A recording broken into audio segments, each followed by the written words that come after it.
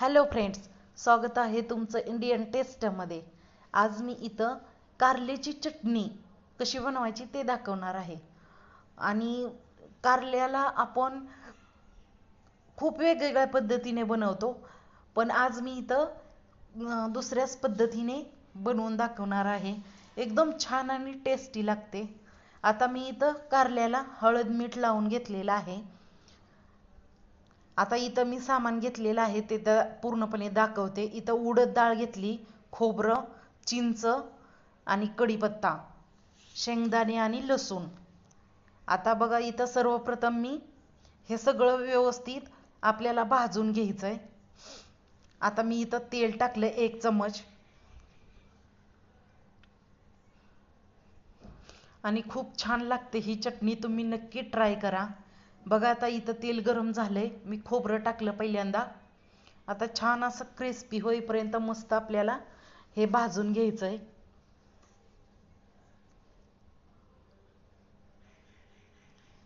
बघा, आता इथं मस्त असं खोबरं मी भाजून घेतलेलं आहे। बघा, आता याच्यामध्ये मी शेंगदाणे टाकून घेते। आता शेंगदाणे पण छान आपल्याला भाजून घ्यायचे आहेत।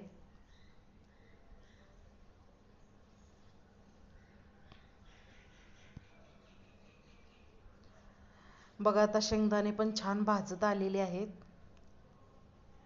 आणि तुम्ही पण नक्कीच ट्राय करा, ही खूप छान आणि युनिक रेसिपी आहे। आपल्याला वेगवेगळ्या पद्धतीने कारलं खाता येतं आणि अशा पद्धतीने पण आपल्याला कारला पण बनवू शकतो। आणि कारल्याची चटणी आपण कुठेही घेऊन जाऊ शकतो अशा पद्धतीने बनवली तर। आता मी इथं उडद डाळ टाकलेली आहे आणि कढीपत्ता, लसूण हे सगळं मी आता छान फ्राय करून घेते। अगोदर मी शेंगदाणे आणि खोबरं छान फ्राय करून घेतलेलं आहे। बघा, आता इथे छान असं फ्राय झालेलं आहे। आता मी इथं ते काढून घेतलेलं आहे आणि आता दुसऱ्या पॅनमध्ये 1 चम्मच तेल टाकून कारलं फ्राय करून घेणार आहे।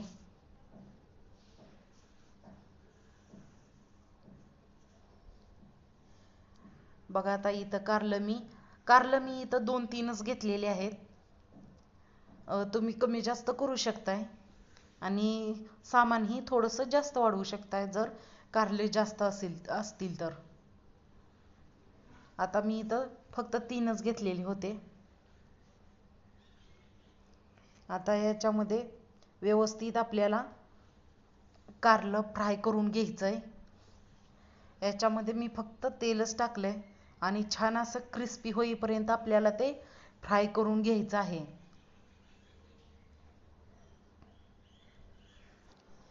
बघा, आता इथं तुम्ही पाहू शकताय मस्त इथं करेला फ्राय झालेला आहे छान। आता मी इथं सगळं पूर्णपणे जे मसाला भाजून घेतलेला आहे तो सगळा मिक्स करून घेते मिक्सरच्या भांड्यामध्ये। बघा, आता इथं मी टाकून घेतलेला आहे सगळा। याच्यामध्ये 1 चम्मच मिरची पावडर टाकते मी। इथं मी काश्मीरी पावडर टाकली आहे, तुम्ही कोणतीही यूज करू शकताय।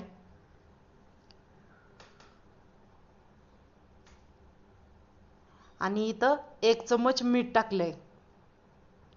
आता हे कारलं फ्राय केलेलं आहे ते इथं टाकून घेते मी।